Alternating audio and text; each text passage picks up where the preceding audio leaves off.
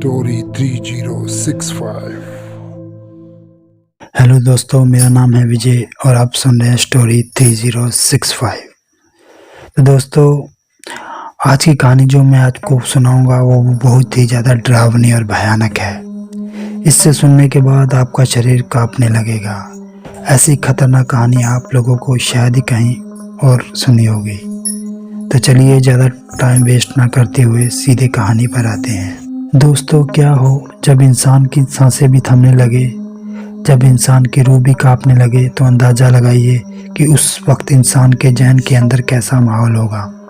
मान लीजिए आप कहीं काम करते हैं और अचानक से आपका कुछ ऐसी शक्तियों से सामना हो जाए जो अप्रत्याशित हो, जिसे देखने के बाद यूं कहें कि जिसे महसूस करने के बाद आपकी ज़िंदगी ही बदल जाए। दोस्तों, ऐसा ही हुआ कुछ गुजरात में एक एटीएम सर्विस कंपनी में काम करने वाले जितेंद्र के साथ। गुजरात में एक एटीएम सर्विस कंपनी में काम करने वाले जितेंद्र एक मध्यम वर्ग के इंसान थे। वो ना बहुत हाई फाई सोसाइटी के थे और ना ही बहुत गरीब, बस किसी तरह उनके जीवन का गुजारा चल जाता था। इतना वो कमा लेते थे। उनकी शादी को करीब 4 साल हो चुके थे। उन्हें एक बेटा भी था। वैसे तो जितेंद्र बहुत ज़्यादा पूजा पाठ नहीं करते थे, या यूँ कहा जाए कि बहुत ज़्यादा इन चीज़ों में उनकी आस्था नहीं थी, और अगर रास्ते में कोई मंदिर या मस्जिद आ जाए तो अपना सर जरूर झुका लेते थे। जितेंद्र की नौकरी का समय दिन में लगभग 9 घंटे का होता था। एटीएम मशीन का फॉल्ट आने पर उन्हें रात के किसी भी वक्त सर्विस देने जाना पड़ जाता था। अपने इसी काम के चलते वह एक रात अपनी बाइक से जा रहे थे। उन्हें शहर से थोड़ी दूर एक रिहायशी इलाके के पास एटीएम में फॉल्ट हुआ था। उसे ठीक करने जाना था। वैसे तो इस काम के लिए 2 लोग थे, पर जितेंद्र का पार्टनर उस बारात बीमार था, तो सर्विसिंग के लिए उन्हें अकेले ही जाना पड़ा। जब वह उस पॉइंट पर पहुंचे तो उन्होंने अपनी बाइक स्टैंड पर ही खड़ी कर दी थी। तभी वहां उन्हें एटीएम बूथ पर एक बहुत सी खूबसूरत लड़की दिखाई दी। ने सोचा कि उसे शायद पैसे निकलवाने होंगे और वह एटीएम मशीन ठीक होने का वेट कर रही होगी। फॉल्ट ठीक करने के लिए जैसे ही जितेंद्र एटीएम बूथ के अंदर गया तो वह लड़की पीछे पीछे अंदर आने लगी। सिक्योरिटी गार्ड ने उसे बाहर रुकने के लिए कहा। जितेंद्र अपना काम शुरू कर चुका था। तभी अचानक उसकी नज़र उस एटीएम के बाहर पड़ी।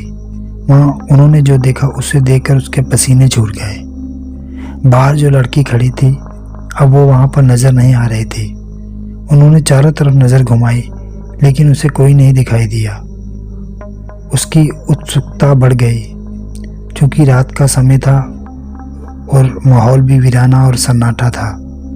एटीएम जहाँ पर था वहाँ छोटा मोटा जंगल लगा हुआ था। यहाँ तक कि उस जगह पर कुछ लाशों को भी दफनाया जाता था। हो सकता है वही सोच करके उसकी उत्सुकता बढ़ गई हो। उन्होंने दरवाजे से बाहर झांक कर देखा तो उसके रगों में बहता हुआ खून भी बर्फ के जैसे जम गया, क्योंकि बाहर खड़ी लड़की का चेहरा बुरी तरीके से बिगड़ा हुआ था और वो एटीएम गार्ड का सर अपने हाथ में लिए हुए खड़ी थी और वह जितेंद्र की ओर घूर घूर के देख रही थी। ये सब देख करके जितेंद्र का दिल बेतहाशा तेजी से धड़कने लगा। उन्होंने वहां से नजरें हटा ली और सोचा कि ये नहीं हो सकता, ये उसका भ्रम हो सकता है। वो ये सब सोच ही रहा था कि अचानक तभी उसके सीनियर का फ़ोन बज उठा। वह फ़ोन वहाँ का फॉल्ट जल्दी ठीक करने के लिए गया था। कांपते कांपते जितेंद्र फिर से काम में लग गया। थोड़ी देर में उन्होंने एटीएम मशीन ठीक कर ली। इस बार एटीएम बूथ के बाहर देखने पर सब नॉर्मल लग रहा था। वह लड़की भी वहाँ खड़ी थी और एटीएम बूथ का गार्ड भी उसके आसपास आराम से खड़ा था।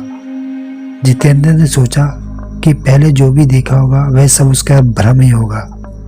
वह काम निपटा कर सीधा अपनी बाइक की ओर दौड़ा और जाने से पहले उसने एक बार फिर एटीएम बूथ पर नजर डाली। तब एक बार फिर उससे उसका दिल दहल गया। एक बार फिर बाहर खड़ी लड़की एटीएम गार्ड का सर अपने हाथ में लिए हुए खड़ी थी। इस भयानक नज़ारे को देखकर जितेंद्र बुरी तरह डर गया और वहां से भाग निकलता है। वापस लौटते वक्त भी उसे बार बार ये आभास हो रहा था कि उसकी बाइक के साथ कोई ना कोई तो चल रहा है। वह घबराया हुआ बाइक चलाए जा रहा था।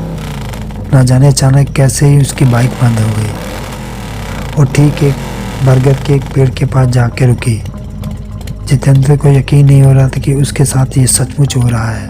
उन्होंने नज़र उठाई तो बरगद की शाखा से झूलती हुई एक आकृति उसे नजर आई। उसके हाथ में एक आदमी का सिर था और वो अजीब गड़गड़ाहट बड़ी आवाज़ में कुछ बोल रही थी। जितेंद्र ये सब देखकर वही जम गया। ना उसकी चीख निकल रही थी, ना ही उसके अंदर हिलने की ताकत बची थी। अब तो आलम यह हो चुका था कि वह चुड़ैल पेड़ से नीचे उतर रही थी, वह भी उल्टे पांव। उसके उल्टे पैर देखकर जितेंद्र की हालत बद से बदतर होती जा रही थी। उन्होंने आंखें बंद कर ली और भगवान को याद करने लगे। चुड़ैल उसके बगल में आकर बैठ जाती है और उसका सर सहलाने लगती है। इसके बाद जितेंद्र की हालत का अंदाजा आप खुद लगा सकते हैं। सामान्य में तो इंसान इस हालत में शायद हार्ट अटैक से ही मर जाए, लेकिन जितेंद्र जी उस समय लगभग बेहोशी की हालत में चले गए थे। करीब 2 घंटे बाद उसे होश आया तो उन्होंने देखा कि उनके सर पर बाल ही नहीं थे। उन्हें अपनी हालत देखकर खुद पर तरस आ रहा था और डर भी विकराल रूप से लग रहा था। अब तो रात बहुत ज़्यादा हो चुकी थी। उन्होंने दोबारा से गाड़ी को स्टार्ट किया, लेकिन गाड़ी स्टार्ट होने का नाम नहीं ले रही थी। बस उन्हें सुकून इतना था कि वो अभी तक जिंदा हैं। लेकिन जैसे बाइक स्टार्ट हुई, उन्होंने बाइक को आगे बढ़ाया। वैसे उन्हें साफ साफ महसूस हुआ कि कोई पीछे उनकी गाड़ी पर बैठा है और कोई दिख तो नहीं रहा था, लेकिन उन्हें दोबारा से साफ साफ एहसास हुआ कि किसी ने उनके कंधे पे हाथ रखा है। वो वहीं पर हड़बड़ाकर वहीं गिर पड़े और वहीं पर बेहोश हो गए। और उन्हें जब होश आया तो वो एक हॉस्पिटल पर थे। स्थानीय लोगों ने उन्हें बेहोश पड़ा देखकर हॉस्पिटल पहुंचा दिया था। इस घटना के कई महीने बाद तक जितेंद्र हॉस्पिटल में ही रहे। उन्हें होश नहीं आया। उन्हें कई महीने तक होश नहीं आया। कई महीनों बाद जाकर उन्हें होश आया। इसके बाद धीरे धीरे वे नॉर्मल हो गए। लेकिन जिस दिन वे हॉस्पिटल को छोड़े, उसके बाद उस जगह को भी छोड़ दिया। वो दूसरी जगह आकर बस गए। डर इतनी बुरी चीज होती है कि जो इंसान को बर्बाद करने में वक्त भी नहीं लगाती। उन्होंने बाद में ये पता करने की कोशिश भी नहीं की आखिर उनके साथ ऐसा हुआ क्यों और आखिर वो चुड़ैल कौन थे। लेकिन इन 4-5 दिनों में उसके भाई को कुछ ऐसी चीज़ें पता चली जो उसके भाई को भी डराने के लिए काफ़ी थी। उन्हें पता चला कि जितेंद्र एक लड़की से प्यार करते थे, चूँकि जितेंद्र शादीशुदा थे, इसलिए उन्होंने इस लड़की को धोखा दे दिया। ये लड़की ये सहन नहीं कर पाई और उसी पेड़ के नीचे आके अपनी जान दे दी थी। जितेंद्र तो ये जान भी नहीं पा रहा था, क्योंकि जिस दिन उसने उस लड़की को छोड़ा था, उसके बाद से उसने पलट के भी नहीं जानकारी लेने की कोशिश की। लोग कहते हैं कि ये वही लड़की है जो उस बरगद के पेड़ के पास रहती है। जो कोई भी उस रास्ते से गुजरता है, कभी कभी उसे असामान्य घटना का सामना करना पड़ जाता है। क्योंकि जितेंद्र पहली बार उस रास्ते से गुजरा था, इसलिए उसके साथ भी घट गई ये घटना। लेकिन उसने जितेंद्र को मारा नहीं। हो सकता है प्यार अभी भी है, लेकिन ऐसा करना हरदम गलत है। उनके भाई बाद में ये सारी बातें जितेंद्र को बताई तो जितेंद्र को बहुत पछतावा हुआ। तो दोस्तों, ये कहानी अब यहीं ख़त्म करता हूँ और मिलते हैं अगली कहानी में। तब तक के लिए take care, bye bye, thank you.